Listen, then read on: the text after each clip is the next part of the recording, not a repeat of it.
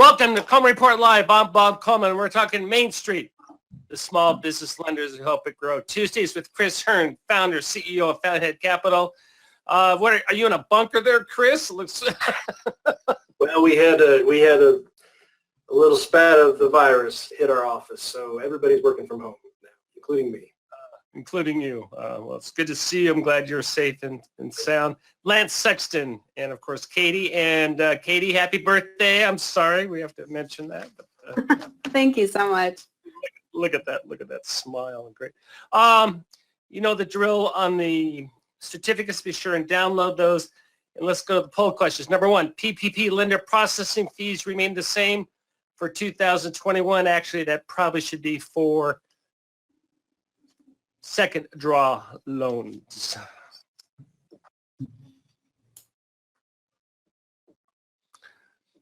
Yeah. How do we do, Lance? They're slightly different. I mean, there's a lot of similarities on your smaller PPP loans.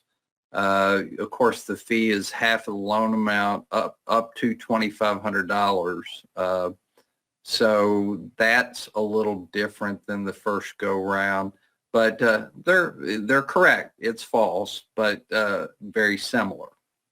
Obviously, it's still attractive for lenders. Chris, do you have any issues with them modifying the fees this time around? No, I'm glad it ended up this way. There were some earlier versions of the bill that had the fees cut back quite a bit. So I think this is good. I think this induces the lenders to also do the smaller transactions too. How long is it taking SBA to cut you a check? Well, we don't know. I believe today is the first day, actually. So we'll see. Okay, very good. But we will be daily uploading our 1502s, just like we did last time. So, yeah. What affects your small business borrower the most?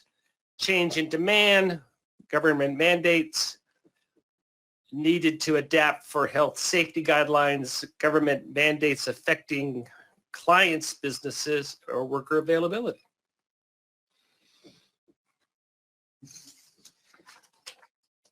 Katie, you wrote about this. First of all, what is the source of this data? Yeah, so the Federal Reserve did a similar poll here about now about 2 months ago, and what they were finding was about 58%, which is their largest category, cited changes in demand as their largest issue. It looks like here we have government mandate affecting business. That was their second highest one at 55% when they took that poll. And then the need to adapt for health and safety guidelines was 52% when they took it. Some of these others, I believe we added as some other things that we were interested in to see if they're affecting businesses as well. What I find interesting on these stats, Chris, is it said government mandates are a little bit higher than demand. Yeah.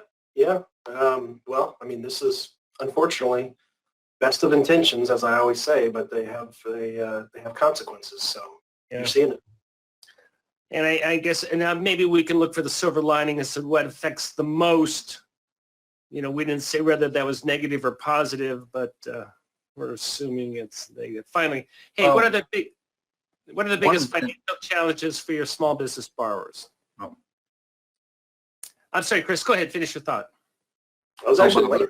Yeah. Bob, I was just going to say that changing product and service demand certainly is a big challenge. And honestly, I think this pandemic may change the way we provide products and services to customers for good. I mean. Yeah.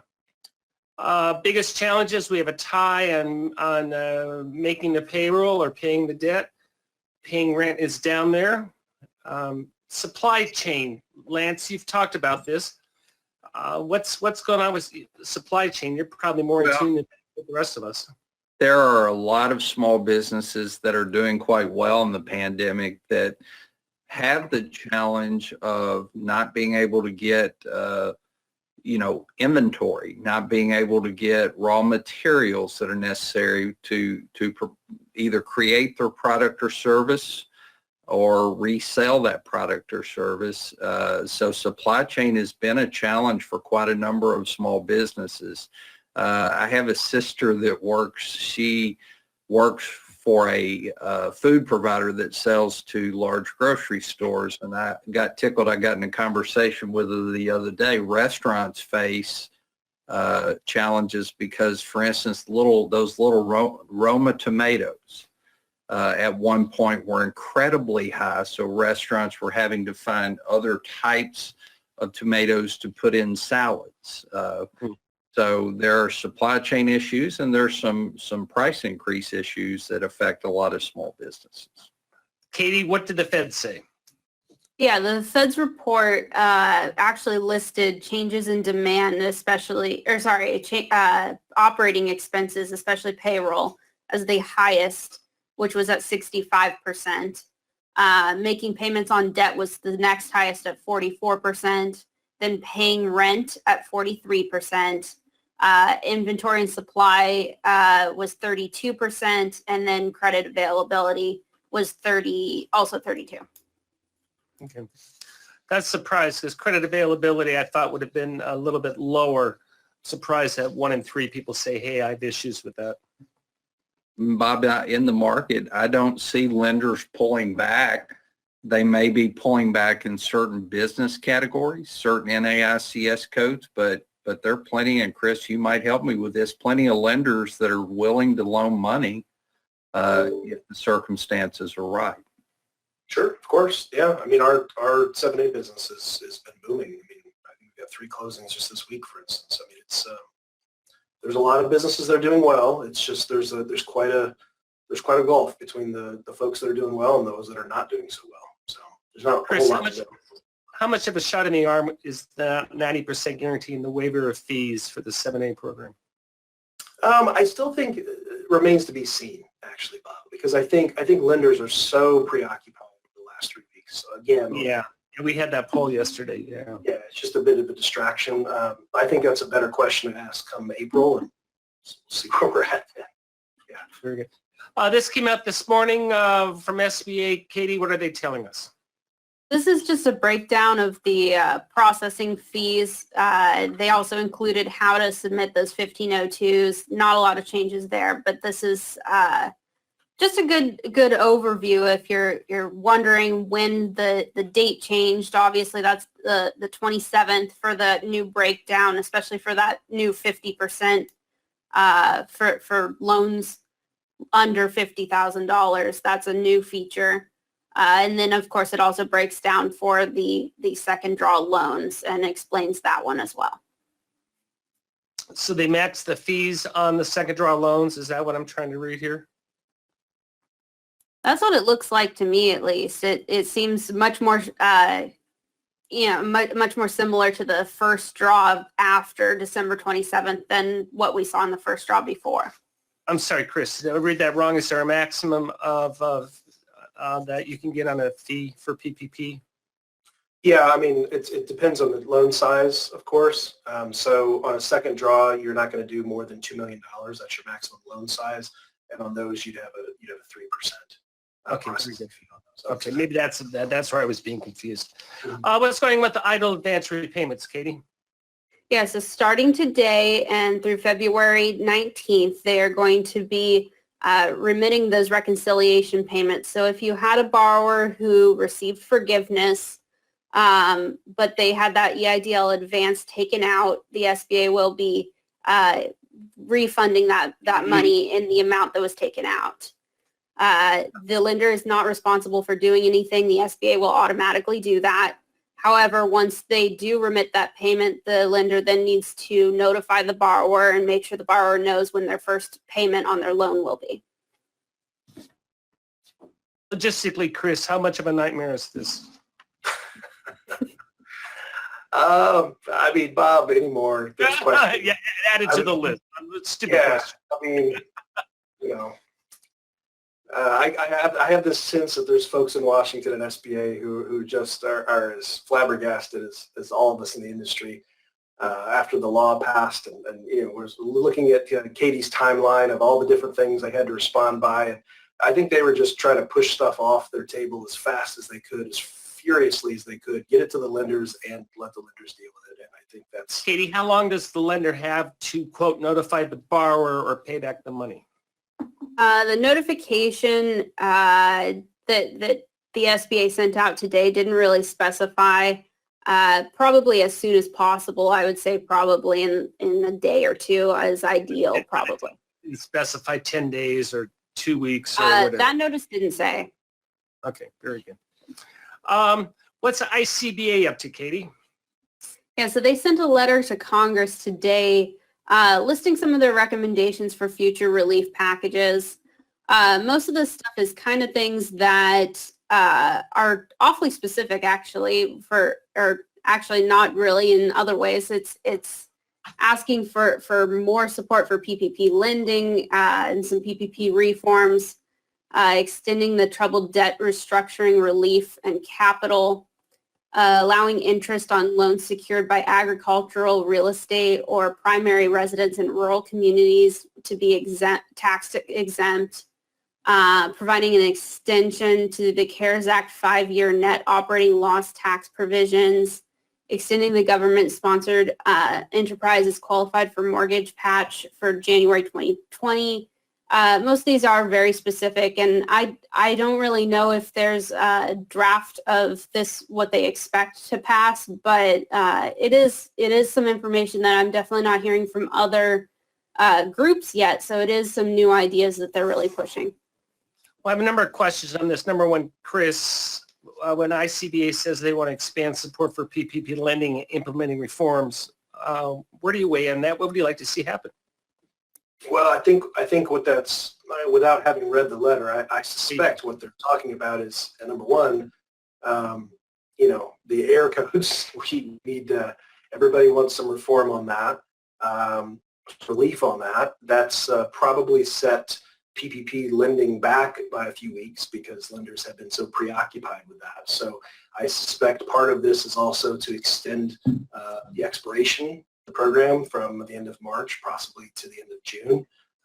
I'm sure there's also going to be some suggestions about increasing the funding, even though we don't really have great visibility as of right now, because even if SBA data comes out and says, well, we've approved whatever, 1.3 million of these loans for 100 billion or something like that. That's great, but how much is caught in the holds, the errors? Right. So, I mean, I don't know if it's enough funds right now. I've been asked that question regularly for the last 2 weeks, and I just don't have much visibility past, what we currently know we've got approved, and then what the SBA tells us they approved. We don't know. So I suspect a lot of this is just trying to look out a little beyond March 31st, Bob, and trying to get these things. Plant the seeds now so they can try to push some of this later. Chris, Lance, my question for you is at the very end, classifying ag loans that we don't classify them as substandard. What's your opinion about that? Well, it's one of those things. It's just like the agricultural loans. I would suspect they're trying to keep the banks from having to reserve for those. Yeah.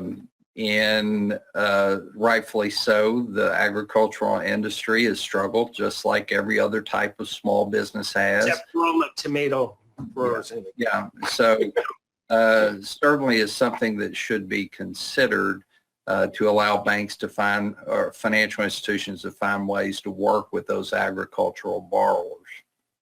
Yeah, I think my response on that is why play around with the counting numbers if we're concerned about that. Let's have a funding program for the farmers, for these ag producers to help them out, as opposed to resorting to accounting gimmicks. But that's probably a little bit further for the super nerds on the accounting. A lot of questions. Let's get to a couple of them. Christy says, I'm hoping you can clarify if we missed a notice regarding determination loans approved would not qualify for CARES round 2 payments. Lance, you're nodding. What's the story here? Well, the 11-12 payments that are coming for SBA loans made prior to March 27th of 2020 will be made. 3 payments and some additional payments in certain NAICS categories. Also loans that that are made starting February 1st will get CARES Act payments, but there's kind of a dead spot. Those loans that were approved between March 27th of 2020 and the end of the SBA fiscal year will not get the second round of CARES Act payments, i.e. unless SBA makes a determination that there's enough funding available. Now, I don't know exactly how they'll do this. The last CARES Act payments, they didn't spend all the money, which would tell me that maybe there will be enough money. So what happens? Do we get 3 months down the road and the SBA makes a determination? I think it was smart on the part of SBA guys, because these additional 5 payments for certain NAICS codes, it was probably hard to make a determination of how much that will cost it. But as for right now, if you submit an SBA loan that was closed and dispersed between March 27, 2020 and September 27, 2020, you're going to get a message back from SBA that says it's not eligible for 11, 12 payments. Jeff takes takes exception to our reporting about navigating all loan requests. Real quick, Katie, this is very technical. What's the story here, and more importantly, what should lenders be doing? Yeah, so what I think he's confused about is he's saying where you upload the documentation, and in our reporting, it was really pulling the details that are straight from the Connect call that the SBA had on how to submit these. And you can go to the all loan request section to check to see the status of the loan, to see whether it's in that further research required section, meaning it's probably got a hold on it, and to find out what the problem is. But he's absolutely right. To submit those documentation, you need to open a proactive loan review, which is a couple steps later. I think I listed that as step number 4. So it is after you determine that there is a hold on the loan. Comment, Lance, Chris, okay, we're going to move on. We appreciate your comments. I have no idea what Katie was talking about. So good job, Katie. I'm sure Jeff will let us know if we're on the right track. Hey, again, this is from Chris. Which line on the K1 do we use to determine eligible loan amounts on the 1065 tax return? I'll throw it to the other Chris. Chris, new offhand? I believe it's line 14 into the wages, 14A. Yeah. Lance is nodding. I think I must get it right. I must have gotten it right. I think you're right, Chris. Question from Kathy. Have you seen a loan cleared from a hold code and then moved to review and then be declined? Have you seen that? I don't know that we. I don't want to say no. I'm sure there's probably been 1 or 2 that probably have followed this. But very rarely. Fair enough. I think it's Charlie, pretty rare. Charlie says, if a second draw is not approved by SBA, it doesn't allow you to provide documentations. Do we have a way for appeal, Lance, or do we just move on? I think if it's declined by SBA, now granted, I'm not telling you what a procedure is, but I'm telling you what a best practice in my mind, I'd just move on. I mean, I think if you feel strongly about it, you can send the email in to the email account and hope for the best. They've actually been answered pretty quickly. A lot of it depends on the reason for the decline. And probably the most common reason for decline that I've seen is they have multiple applications out and somebody's already gotten it approved. But a lot of it depends on what the reason for decline was. Yeah, well, we agree with that. But I mirror what Lance says is, probably just best to move on. Karen wants to know, can a borrower use alternative size standards to qualify for a second draw loan if they have over 300 employees? I don't know that the PPP program allows for alternative size standards. The I agree with FRs you. were very specific about employee counts. I agree. Yeah. Dan The wants- first draw Go ahead. will allow for it, but the second draw does not allow for beyond the 300 employee count. We have a very long question from Brandon. Chris, how long are you going to let your new beard grow? Inquiring minds want to know. Well, 2 weeks, Brandon. Thank you for taking notice. And I see way too much gray and white down there, but I don't know. We'll see. As long as my wife will let me, which may not be much longer, unfortunately. Ann says when someone has a client that actually gets one of these notifications of an idle advance additional payment, will they please share it so we can tell clients what is real and what is a scam? It's interesting. Oh. Right? That's well, there are obviously going to be scams related to that. I hadn't thought of that. Yeah. Yeah, I hadn't even thought of that. That's a good point. Very good. Lance, what are you doing on Thursday?